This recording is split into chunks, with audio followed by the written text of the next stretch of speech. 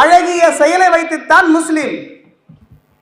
அவன் விபச்சாரம் செய்ய மாட்டான், அவன் மது அருந்த மாட்டான். முஸ்லிம்னா யாரு?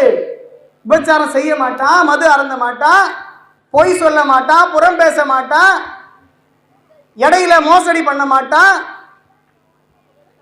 யாரையும் ஏமாத்த மாட்டான், பொதுவா உண்மையை தான் பேசுவான், பொய் சொல்ல மாட்டான். ஏன்னு சொன்னா அவன் அல்லாஹ்விற்கு கட்டுப்பட்டவன், அவன் அல்லாஹ்வையே அஞ்சுபவன், அவன் தான் முஸ்லிம். அப்படிப்பட்ட முஸ்லிமாகத்தான் நாம் வாழ வேண்டுமே தவிர வெறும் பெயர் தாங்கி முஸ்லிம்களாக நாம் இருக்கக்கூடாது.